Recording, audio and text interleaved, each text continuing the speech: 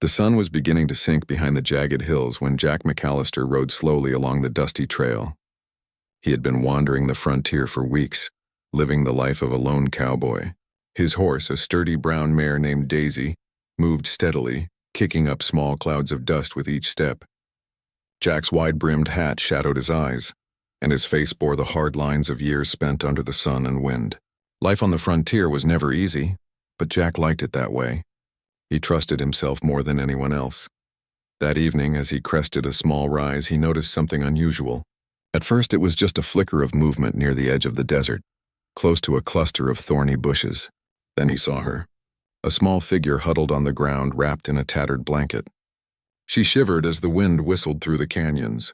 Jack slowed Daisy to a stop, studying the girl. "Hey there," he called gently, keeping his voice calm. "You okay?" The girl looked up, her dark eyes wide with fear.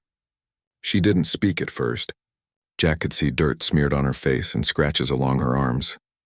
She held something small and shiny in her hand, a medallion that glinted in the dying sunlight. "You lost?" Jack asked. The girl shook her head, too frightened to speak. Jack could see the tears starting to form. He dismounted carefully, keeping his hands visible so she wouldn't be scared. "It's all right," he said softly. "I'm not going to hurt you." After a moment of hesitation, she slowly rose and took a small step toward him. Jack noticed that despite her size, she moved with quiet alertness like someone used to surviving on her own. He guessed she couldn't have been more than 10 years old. "Do you have a name?" he asked. The girl finally whispered, "Lila." Jack nodded. "All right, Lila, I'm Jack. Let's get you somewhere safe." She didn't answer, but she didn't resist either. Jack lifted her gently onto Daisy behind him, wrapping his coat around her to keep her warm. The wind was biting now, and the desert nights could be cruel. As they rode toward his small cabin on the outskirts of a dry creek bed, Jack couldn't shake the feeling that this girl was more than just a lost child. Over the next few days, Jack worked to earn Lila's trust. He taught her how to ride Daisy properly, how to set up a small campfire, and even how to track animals for food. Lila proved to be quick to learn. She was quiet, but Jack noticed the intelligence behind her cautious eyes. She asked questions in whispers, careful not to seem too bold. Jack, in turn, found himself talking more than he usually did. He told her stories of his own childhood, of the family he had lost to illness and circumstance. Lila listened quietly, sometimes nodding, sometimes looking away. Jack realized that the girl had experienced more fear and loss than most children her age. One evening, after a long day of gathering wood and water, Jack noticed Lila sitting alone outside the cabin, staring at the horizon. The sky was painted with shades of orange and purple. "You thinking about your family?" he asked gently, sitting beside her. Lila nodded, her small hand clutching the medallion tightly. I remember my mother," she whispered. "She sang to me." Jack glanced at the medallion. It was beautifully crafted, clearly something special. "She gave you this?" Lila nodded again. I don't know where she is now." Jack didn't speak for a moment. He could see that her memories carried pain but also love. "I'll keep you safe, Lila," he said firmly. No matter what. Over the following weeks, Jack and Lila developed a routine. Jack went out to hunt and gather supplies, and Lila stayed behind, helping with chores and learning the ways of survival. He taught her how to make simple traps, how to recognize dangerous plants, and how to tell the weather by looking at the sky. Lila soaked up every lesson, and Jack began to see her as a daughter, even though she wasn't truly his by blood. One morning, while checking the traps he had set near the creek, Jack noticed signs that they weren't alone. Footprints, fresh and careful, led toward the cabin. Jack's hand went instinctively to his rifle. He followed the tracks cautiously, and they led him to the edge of a small canyon. There, a figure watched him from a distance, a man on horseback, cloaked and masked, his intentions unclear.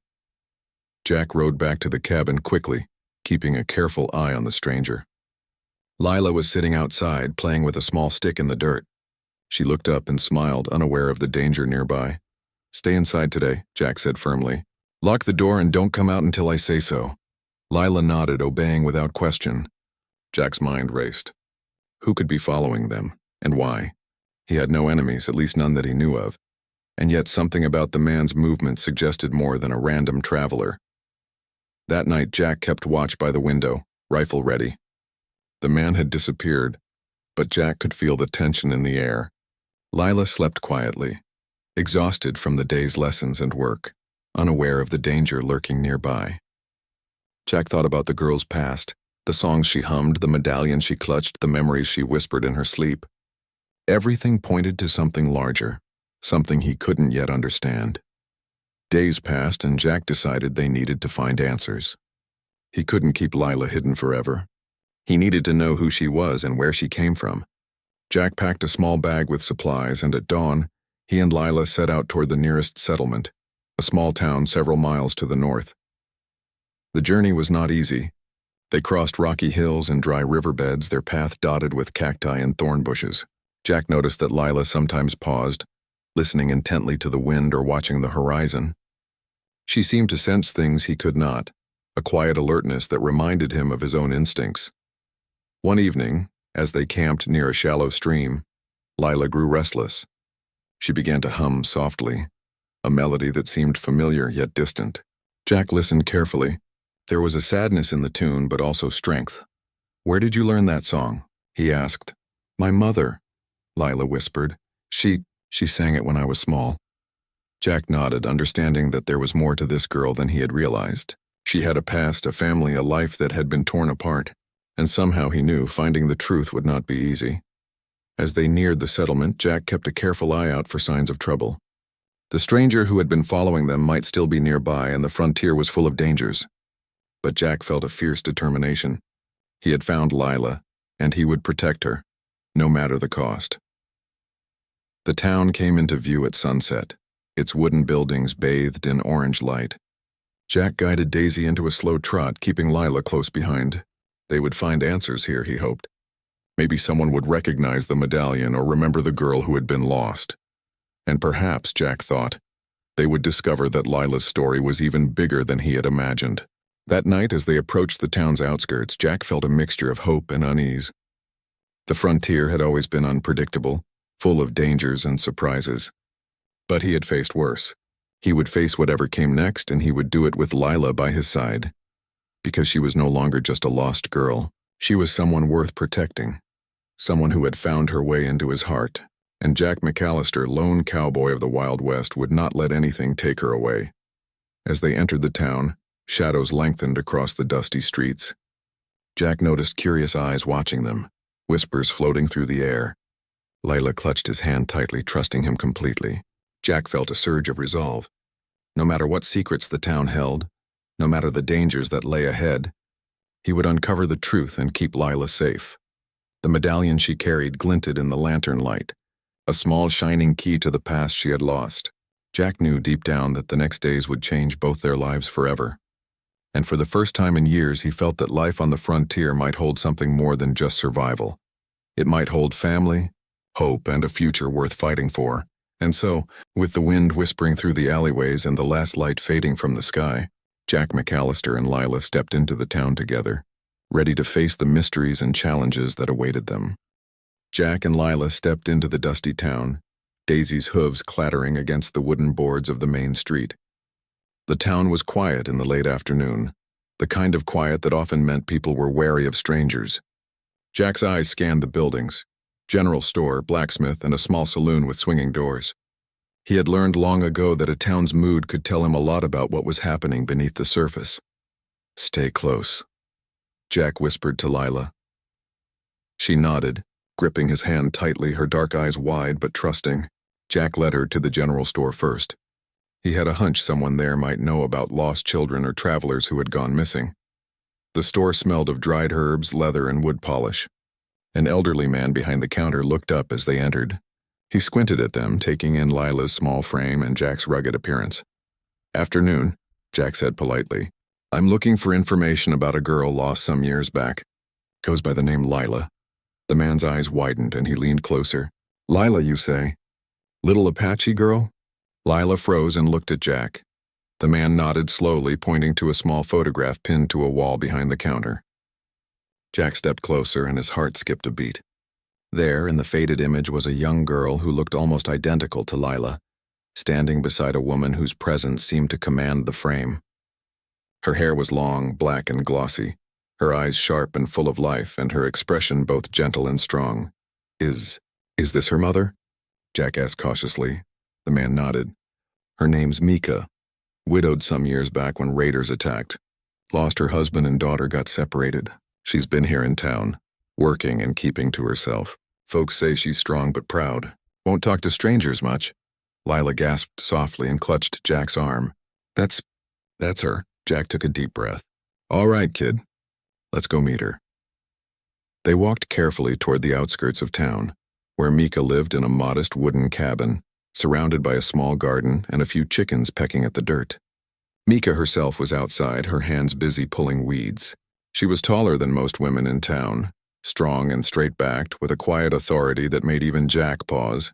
When she noticed them, her eyes narrowed. "Who are you?" she asked, her voice calm but sharp. Jack tipped his hat politely. "Name's Jack McAllister.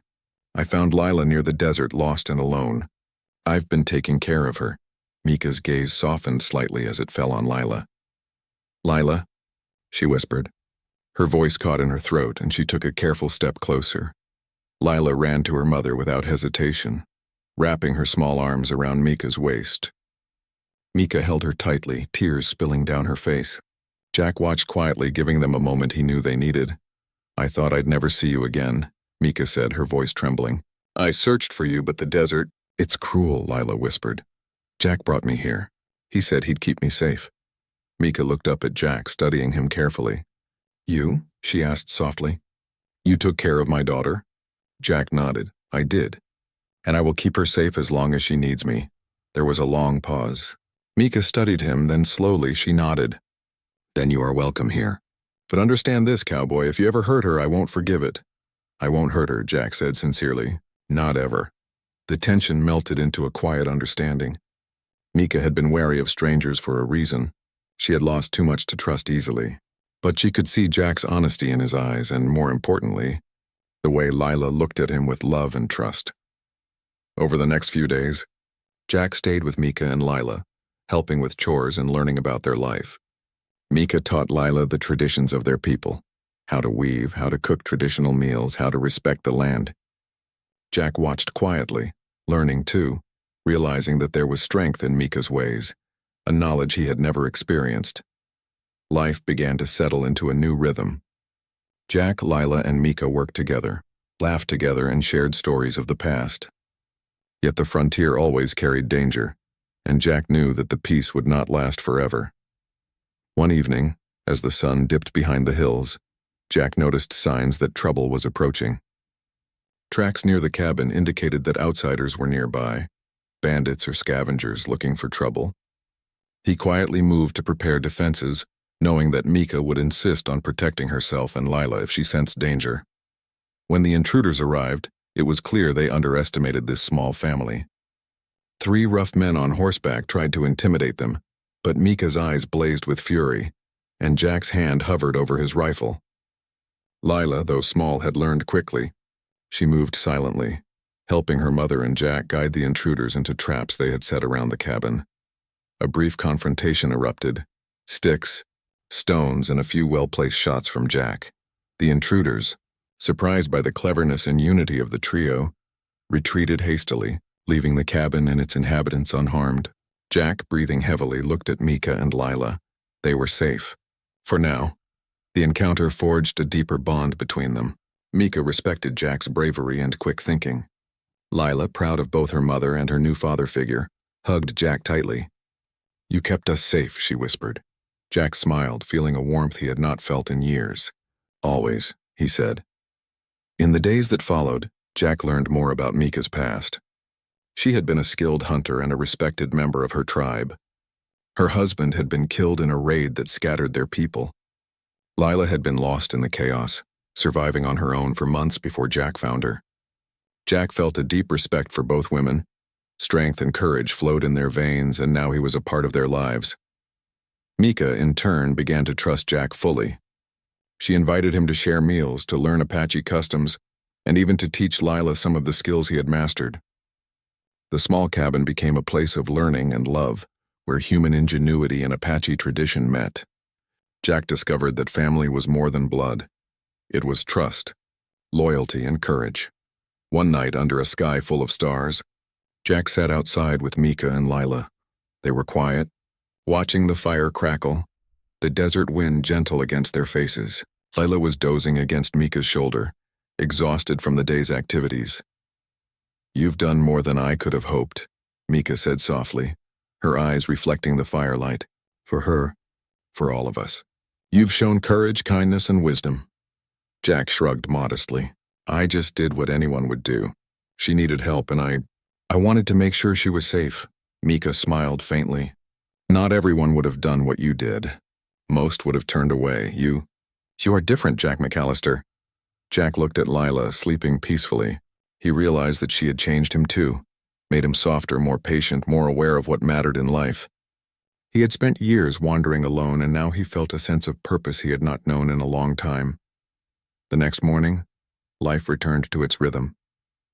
Jack helped Mika repair fences, gather firewood, and maintain the garden. Lila ran errands for them, learning the names of the plants and animals around their home. The trio laughed together, argued lightly, and shared quiet moments of reflection. The bond between them grew stronger each day. One afternoon, a group of townspeople came by, curious about the small family living on the outskirts. They had heard of Mika's lost daughter, and were astonished to see her reunited. Whispers of admiration and respect followed them through the streets. Lila, shy at first, smiled proudly as townspeople recognized her. Jack felt a swell of pride, too. This girl, once lost and alone, had found her place in the world, and he had played a part in that. Weeks turned into months, and the small cabin became a safe haven for the trio. They faced challenges, harsh weather, wild animals, and the occasional outsider, but they faced them together. Jack learned Apache skills, Mika appreciated his wisdom in frontier survival, and Lila thrived under their combined care. One evening, Jack and Mika stood outside, watching Lila play near the creek. Jack could see the joy in her movements, the confidence she had gained, and the bond that tied them together. "She's remarkable," Jack said softly. "You've done an incredible job raising her." Mika smiled, her eyes reflecting the sunset. "We've done it together. She's strong, but she's also lucky. Lucky to have you." Jack looked at her, understanding the weight of her words. Family, he realized, was not about who you were born to. It was about love, courage, and loyalty. He had found something he thought he had lost forever, a home, a purpose, and a family that mattered more than anything else.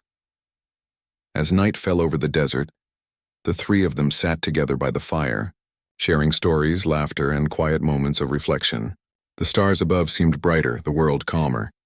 Jack knew there would be more challenges ahead, but for the first time in years he felt ready to face them, not alone, but with Mika and Lila by his side. In the end, the lost Apache girl had found her mother, and the cowboy had found a family.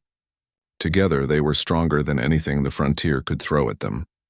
And Jack McAllister, once a lone wanderer of the Wild West, knew he would never be alone again.